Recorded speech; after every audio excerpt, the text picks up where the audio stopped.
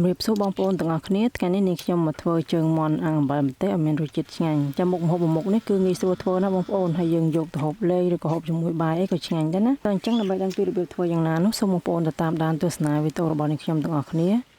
ដំបូងនាងខ្ញុំយកជើងមាន់ចំនួន4ខាំនោះយកវាមកពុះចំពាក់កណ្ដាលអញ្ចឹងមកហើយពុះនេះគឺឲ្យដាច់ចេញពីគ្នាទៅបងប្អូន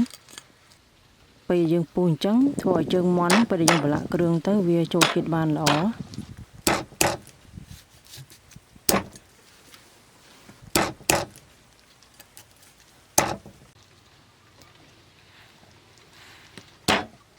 ចាឥឡូវជើងមាន់នេះខ្ញុំបានពុះវាពាក់កណ្ដាលនឹងអស់ហើយទុកវាម្លាយសិនទៅឥឡូវនេះខ្ញុំមកបុកអំបិលម្ទេសខ្ញុំដាក់ខ្ទឹមស4កំពឹសម្ទេសម្លេ2ផ្លែហើយនិងម្ទេសហើយនាងយើងនឹង2ផ្លែដែរហើយដាក់អំបិលម៉ត់ចំនួន1ស្លាបព្រាកាហ្វេ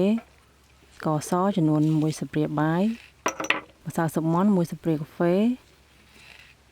ហើយនិងប៊ីចេងនឹងកន្លះស្លាបព្រាកាហ្វេព្រោះនេះខ្ញុំបុកឲ្យអំបិលហ្នឹងវាចូលគ្នាបានសព្វល្អមកហើយទឹមម្ទេសហ្នឹងឲ្យវារឹងបែកបន្តិចណាមិនបាច់ឲ្យម៉ត់ខ្លាំងពេកទេត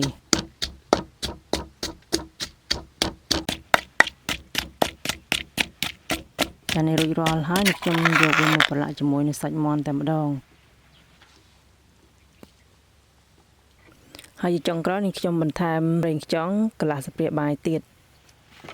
ហើយខ្ញុំច្របល់រឹងយូរដែរចា៎ខ្ញុំច្របល់វាមួយសន្ទុះ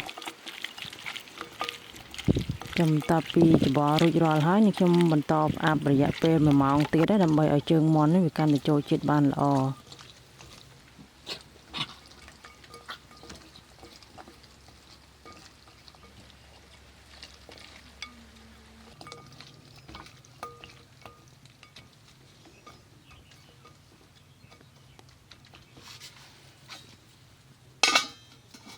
ចាឥឡូវគ្រប់1ម៉ោងហើយនេះខ្ញុំក៏បានបង្កាត់ភ្លើងរួចរាល់ហើយដែរហើយភ្លើងដែលយើងអាំងហ្នឹងកុំដាក់ខ្លាំងពេកបងប្អូនកាលណាយើងដាក់ភ្លើងខ្ជូងនឹងខ្លាំងពេកវាធ្វើឲ្យខ្លោចលឿនអញ្ចឹងជើងមាន់ហ្នឹងក៏វាអត់ឆ្អិនល្អទេហើយនេះខ្ញុំអាំងហ្នឹងគឺចិត្តត្រជាក់មែនទែនដោយសារជើងមាន់កាលណាយើងបខំភ្លើងវាខ្លោចលឿនណាបងប្អូន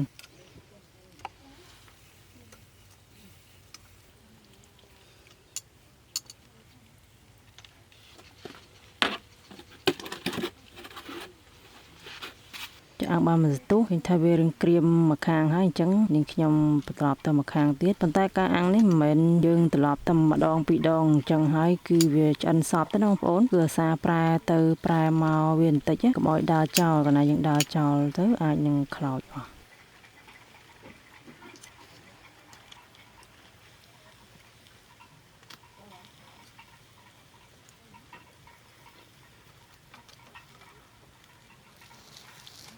ចាឥឡូវវាចាប់ផ្ដើមក្រៀមបដាហើយ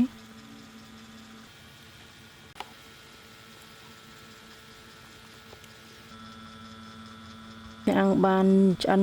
ក្រហមល្អប៉ុណ្ណឹងហើយនឹងខ្ញុំយកវាមកដាក់លើចានមកដើម្បីយកទៅហូបចាអញ្ចឹងមុខម្ហូបមួយមុខនេះគឺងាយស្រួលធ្វើទេបងប្អូនគ្រឿងផ្សំក៏តិចដែរវាគ្រាន់តែយើងចំណាយពេលក្នុងការអាំងនេះរៀងយូរបន្តិចចាំទៅតំណងណាអញ្ចឹងបងប្អូនអាចសាកល្បងធ្វើហូបបានចំពោះជើងមាន់អាំងបើម្ទេសមួយមុខនេះចាអញ្ចឹងវីដេអូរបស់នេះខ្ញុំក៏សូមបញ្ចប់តែត្រឹមហ្នឹងដើម្បីទទួលបានវីដេអូថ្មីសូមបងប្អូនចុច Follow Page និង Subscribe YouTube Channel របស់នេះខ្ញុំម្នាក់មួយផងចាសូមអរគុណសូមជម្រាបលា